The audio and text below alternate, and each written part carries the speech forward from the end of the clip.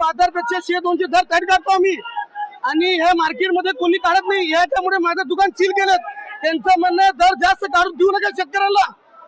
यांचं म्हणणं असं कमिटीचं म्हणून माझं दुकान सील केलं तिने आत्ताच्या आत्ता दुकान उघडा माझं. कुणाचे लोक 20-20 दुकान आहेत, कुणाचे पट्टे दिले बंद करायचं.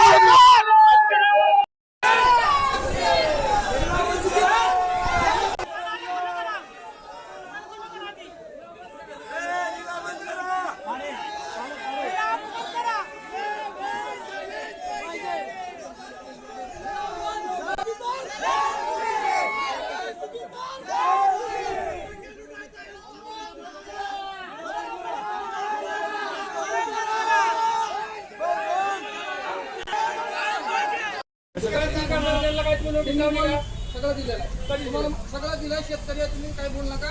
लिलाव चालू केला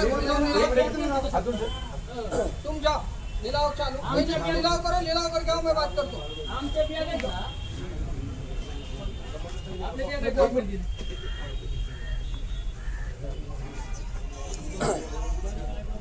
हॅलो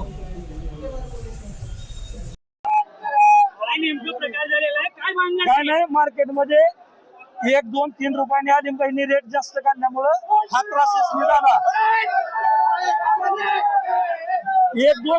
1-2 रुपयांनी आदिम बहिणी रेट जास्त काढल्यामुळं चांगल्या मालाला चांगला भाव दिल्यामुळं त्यासनी वाईट वाटायला लागलं. ज्यावेळेस 5-7-8-10 रुपये कांदा विकत होता तेव्हा ही मार्केट कमिटी किंवा बाकीची माणसं काय म्हणत नव्हते त्याला 15-16 रुपये दर द्या. आता भाव वाढल्यावर काय म्हणतात कमी करा.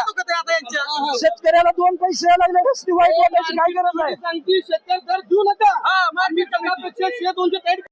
शेतकऱ्यांना एक विनंती आहे. आता आपण थोड्या वेळापूर्वी पाहिलं आपल्याला न कल्पना देता त्यांनी 2 तास मार्केट बंद केलं किंवा मार्केटची वेळ सांगितली नाही. 2 तास मार्केट लेट केलं. त्याची एक शेतकऱ्याची सगळ्याची आमची मानसिक हानी झाली. दुसरा मुद्दा असा पैलवान साहेबांचं दुकान सेल केलं. आलिम पैलवान साहेबांचं दुकान सेल केलं. सेल करण्याचं कारण काही समजलं नाही. पण जरी सेल करण्याची पद्धत नंतर लक्षात आली की सर्व पट्टे हायस्ट आहेत, फास्ट पट्टे आहेत. शेतकऱ्यांना 2 पैसे मिळतोय, शेतकऱ्यांना 2 रुपये 4 रुपये भाव जास्त मिळतोय. हे बाकीच्या व्यापाऱ्यांना खटकतंय. ते जर खटकलं त्यांची गुची झाली, एकत्र आले आणि ह्यांचं दुकान सेल करण्याची पद्धत. पण जर शेतकऱ्याला कुणीच जर दर नाही दिले तर त्याचं घर काय हसीला द्यायचं का. आमच्या टाळूवरचं लोणी ह्यांनी किती वर्ष खायचं. ज्या वेळेस 1 रुपया चालला होता त्यावेळेस ह्यांना कांदा दिसला नाही, कांद्यामधली क्वालिटी कळली नाही. 50 रुपये 40 रुपये 35 रुपये कांदा जायला लागला की ह्यांचं लगे पोटात दुखायला लागलं. आम्ही शेतकरी यांचं काही लुटमार करतोय का. जे आमचं हक्काचं पैसे ते आम्हाला मिळलं पाहिजे. सील 1 दुकान केलंय जे मार्केटमध्ये हायस्ट फास्ट चालतंय.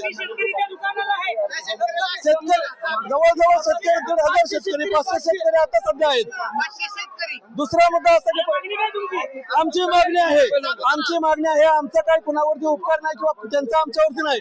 आमच्या कांद्याच्या क्वालिटीला जो दर देईल त्याचं दुकान चालू राहील. जे आमच्या टाळूवरचं लोणी खाईल तेव्हा आम्ही सर्व बंद करण्यात येईल.